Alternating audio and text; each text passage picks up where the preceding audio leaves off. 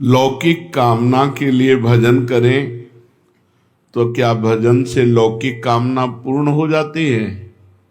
संसारिक कोई कामना चाहे तो भजन से पूर्ण हो जाती है।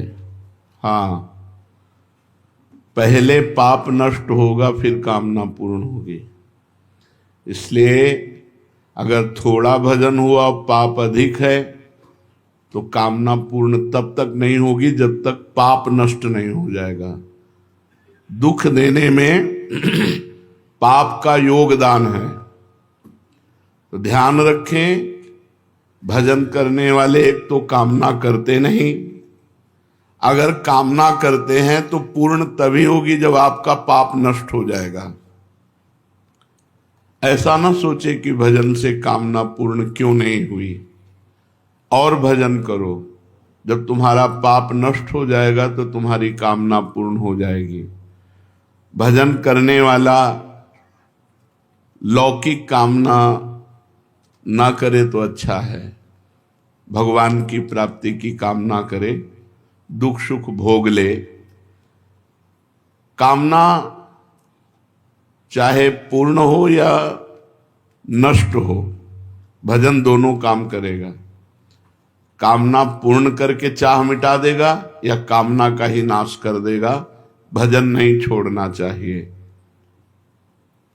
हम तो 7 वर्ष से भजन कर रहे हैं, प्रश्नकर्ता ने कहा, पर हमारी कोई आदि व्याधि अभी तक दूर नहीं हुई। मुझे लगता है मेरा भजन निष्फल है क्या? नहीं, बाहर के दुख और शरीर की बीमारी ये प्रारब्ध के अनुसार मिलती है। भजन का फल है अंतःकरण शुद्ध होकर भगवदानंद की प्राप्ति होना। भजन का फल ये नहीं कि तुम्हारा जुकाम बुखार ठीक हो जाए, तुम्हारा ये ठीक हो जाए। अगर चाहोगे उस कोटि का भजन करोगे तो हो जाएगा, पर भजन का फल ये नहीं है। भजन का फल है अंतःकरण की पवित्रता और भगवदानंद की प्राप्ति। महाराज, शरणागति का क्या अर्थ है? सब प्रकार से अपने सर्वस्व को, तन मन धन कामना वासना बुद्धि अहंकार सबको भगवान को अर्पण कर देने से शरणागति पूर्ण हो जाती है। तन मन धन कामना वासना बुद्धि अहंकार, इसमें अपनापन न मानना, ये सब भगवान का है, ऐसा अर्पण कर देना। अहंकार भी भगवान का है, बुद्धि भी भगवान की है, मन भी भगवान का है, चित्त भी भगवान का, तन भी भगवान का, धन भी भगवान का, मन भी भगवान। अब सारा भार प्रभु पे अर्पित करके हम निश्चिंत हो गए, निर्भय हो गए। बहुत बढ़िया बताया, पर ये होता नहीं है। इसका साधन क्या है? शरणागति, तन मन प्राण धन बुद्धि अहंकार सब कुछ समर्पित हो जाए, इसकी साधना क्या है? पहला, भगवान के अनुकूल ही सब कार्य करे, प्रतिकूलस्य विसर्जनम, श्री कृष्ण अनुकूलेन। तन मन वचन से कोई पाप कर्म न बने, सबसे पहला है। शरणागति के लिए मनमानी आचरण करने वाला शरणागत नहीं होता। तन से मन से वचन से श्री कृष्ण अनुकूलेन प्रतिकूलस्य विसर्जनम, प्रतिकूल आचरणों का त्याग और अनुकूल आचरण भगवान के करना, ये पहला साधन है। प्रतिकूलस्य विसर्जनम, पाप आचरण न होने पावे। अगर पाप आचरण होंगे तो शरणागति आपकी नहीं मानी जाएगी। एक प्रश्न आज कर रहे थे कि जब पुण्य भगवान को समर्पित तो पाप भी भगवान को समर्पित, ये पुण्यात्मा का या महात्मा का लक्षण नहीं कि जो मन में आया सो कर लिया, इसके बाद कोई पश्चाताप नहीं। नहीं, अगर हमसे गलत हो गया तो हमारा हृदय जले, भगवान से प्रार्थना करें कि प्रभु दोबारा ऐसी हमसे गलती ना हो, तब तो वो गलती से निकल पाएगा। जब जलन ही नहीं तो गलती से निकल ही नहीं पाएगा। भगवान के शरणागत के द्वारा पाप नहीं होता, ये पहला लक्षण है। अगर हमें शरणागत होना है तो पाप आचरण हमें छोड़ना है। नाम जप के प्रभाव से हमें पाप आचरणों से डरना है, बचना है, नहीं हम प्रभु की शरण में नहीं हो पाएंगे। दूसरा, भगवान के प्रतिकूल समस्त कार्यों और भावों का तन मन वचन से सर्वथा त्याग कर देना। पहला है भगवान के अनुकूल आचरण करना, और दूसरा है भगवान के प्रतिकूल जितने आचरण हैं तन से, मन से, वचन से, कर्म से, उनका त्याग कर देना। तीसरा, एकमात्र भगवान में दृढ़ विश्वास, जो कुछ होगा सब प्रभु से होगा, प्रियाजू से होगा, पूर्ण विश्वास। चौथा, भगवान ही हमारे रक्षक हैं, किसी और का सहारा ना ले। भगवान ही हमारे रक्षक हैं, हमारे प्रभु प्रेमास्पद, हमारी गति, हमारा आश्रय, हमारा ध्येय, हमारा लक्ष्य एकमात्र भगवान है। भगवान ही एकमात्र हमारे रक्षक हैं, वही हमारी गति है, वही हमारा आश्रय है, वही हमारा ध्येय है। ध्येय जिनका ध्यान किया जाता है वही हमारा लक्ष्य है, दूसरा कोई नहीं, एकमात्र प्रभु। पांचवा, जो कुछ भी सोचें, बोले, करें वो केवल भगवान के लिए करें। सोचें तो भगवान के लिए सोचें, करें तो भगवान के लिए करें, बोलें तो भगवान के लिए बोले। शरणागति, सब कार्य करते हुए भजन साधना अपना कोई पुरुषार्थ न माने, ये भगवान की कृपा शक्ति से हो रहा है ऐसा अनुभव करे। शरणागति पुष्ट होने के लिए सब कार्य साधना के हो रहे हैं, पर मेरे सामर्थ्य से नहीं हो रहे, ये तो भगवान की कृपा शक्ति के द्वारा हो रहे हैं, मेरे में कोई पुरुषार्थ नहीं, कोई सामर्थ्य नहीं। सातवां, सब कुछ भगवान को अर्पण करने के बाद अर्पण करने का अहम नहीं। आपकी वस्तु आपको समर्पित, मेरा क्या था जो मैं अहम करूं। सब कुछ समर्पित होने के बाद समर्पण का अहंकार नहीं। मैंने भगवान को सब समर्पित, मेरा क्या था, उन्हीं का तो था। मन वही बने हैं, बुद्धि वही बने, चित्त वही, अहम वही, तन मन धन सब उन्हीं का। मेरा क्या, मेरा भ्रम था, मेरा वो मिट गया उनकी कृपा से।